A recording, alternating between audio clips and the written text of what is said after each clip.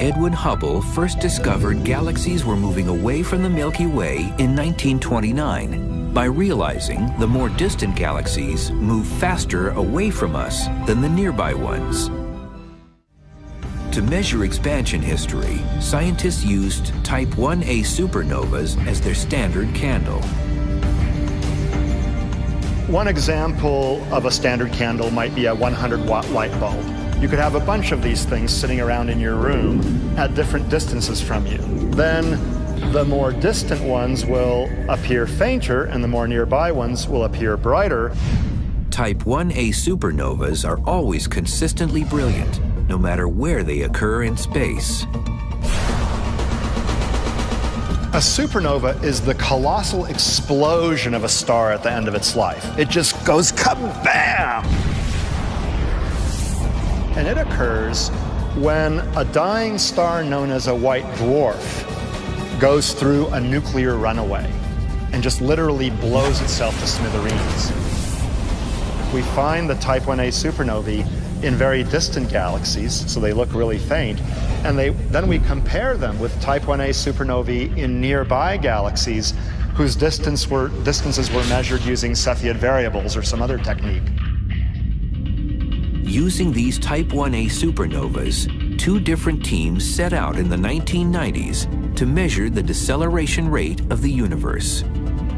But to capture supernovas as they occur, astronomers had to put the universe on surveillance. You can compare this a little bit to perhaps surveying a casino.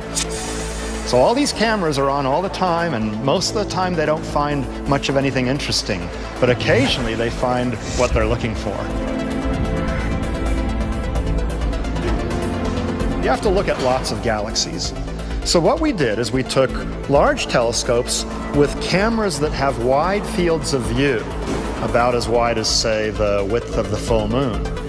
And we took many snapshots of space using this wide field camera. And each snapshot contains tens of thousands of galaxies.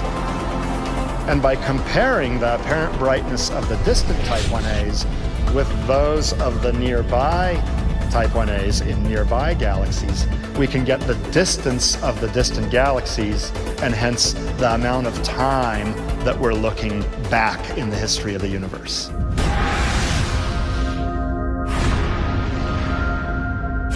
After the two teams studied the results of 60 Type 1a supernovas, scientists were shocked at their results. The universe wasn't slowing down, its expansion was speeding up. We all expected that expansion to be slowing down with time, because after all of the galaxies are pulling on one another. We were so confident we were going to measure the rate at which the universe was slowing down, and then we found, of course, a negative answer. The universe is not slowing down, it's speeding up, and this was just a big mystery. That is really, really weird. You know, we expected to measure some amount of slowdown, and instead it's expanding more quickly. That's like the wrong sign, right? We were really afraid that we had gotten completely the wrong answer. We rechecked our measurements, we checked the analysis. A bunch of people on each of the two teams did the measurements and the analysis independently and kept getting the same result. One of the greatest shocks in the world of cosmology just in the last few years has been the realization that our universe is accelerating.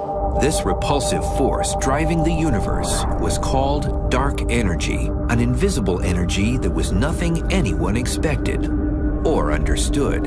It suggests that over the largest distances in the universe, there's a repulsive effect that dominates over gravity. And dark energy was creating space, taking galaxies along for the ride.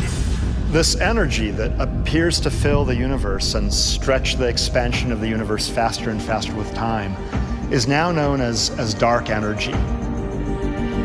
So here I throw the apple, and initially it's decelerating, and then dark energy makes it accelerate away from me. So you throw the apple, and it just zooms away faster and faster with time. Like the apple forever traveling into space, galaxies are being carried away as more space is created.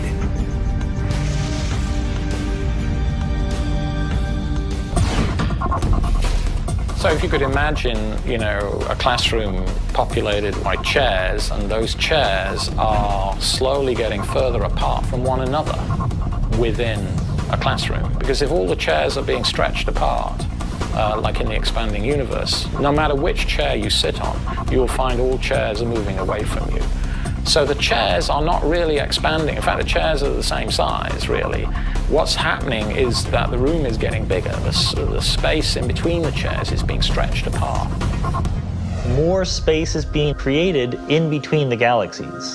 So you have individual galaxies remaining of constant size in a universe where all of space is getting bigger and bigger.